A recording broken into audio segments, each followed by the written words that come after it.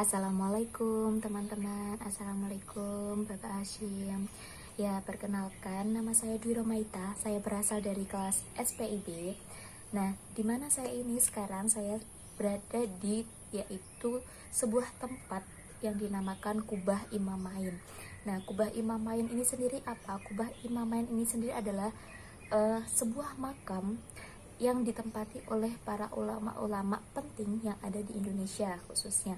Nah, yang terpenting itu adalah Kubah Imam. Kenapa kok bisa disebut dengan Kubah Imamain? Jadi, di makam ini ada dua orang, yaitu seorang ayah dan seorang putra yang seorang ayahnya bernama Habib Abdul Qadir bin Ahmad Bifaqih Al-Alawi, dan putranya yang bernama Habib Abdullah bin Abdul Qadir Bifaqih. Nah, beliau berdua ini dimakamkan di sini, tempatnya yaitu berada di daerah Kasin atau masih sekitar atau di Kota Malang. Jadi makam ini masih berada di Kota Malang. Nah, untuk sebenarnya siapa sih beliau ini? Yang pertama adalah Habib Abdul Qadir ini. Beliau lahir pada tanggal 15 Safar tahun 1316 Hijriah di Tarim Hadramaut yang terletak di Yaman Selatan. Jadi beliau ini asli dan lahir di kota di kota Tarim di daerah Yaman Selatan. Jadi beliau ini bukan asli dari Indonesia ya. Jadi beliau ini merupakan seorang ulama dari daerah Arab gitu, yang kemudian maksudnya membawa ajaran Islam ke Indonesia. Nah, beliau ini setelah menyelesaikan pendidikan, jadi Habib Abdul Qadir ini juga menempuh pendidikan hingga lulus. Nah, beliau setelah menyelesaikan pendidikannya, kemudian beliau diutus oleh Rasulullah untuk terus menyebarkan dakwah, untuk terus menyebarkan fatwa ke daerah-daerah di luar kota kelahirannya, yaitu kota Tarim. Jadi karena beliau adalah murid yang sangat takdim sekali kepada gurunya, jadi apapun perintah yang gurunya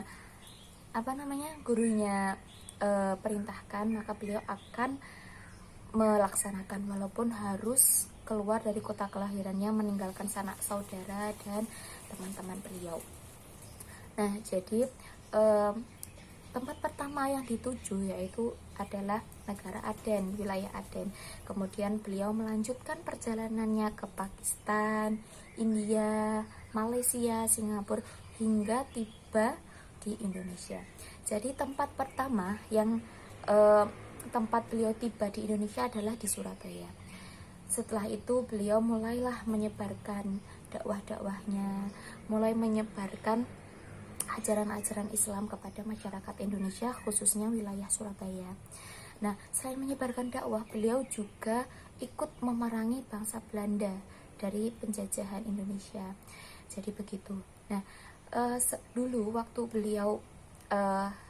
beliau sebelum lahir, malamnya itu ayahnya beliau atau Ahmad Bifaqih itu didatangi oleh siapa ya? Nah, itu beliau didatangi di dalam mimpi bahwa beliau dititipkan sebuah Al-Quranul Karim. Nah, Masya Allah sekali cerita beliau sebelum lahir sudah Masya Allah.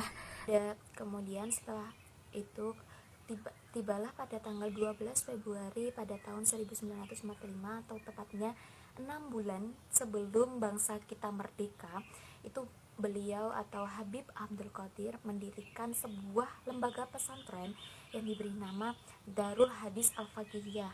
Selain mendirikan pesantren, ternyata beliau juga memikirkan tentang pendidikan, yaitu beliau juga mendirikan sebuah perguruan tinggi atas yang terletak di Kota Malang, yang sampai sekarang masih ada, dan ternyata itu adalah UIN Malang. Nah, siapa sangka ternyata pendiri universitas kita, pendiri UIN Malang sendiri adalah seorang tokoh ulama yang sangat luar biasa yang berasal dari daerah Yaman. Subhanallah sekali UIN Malang ini.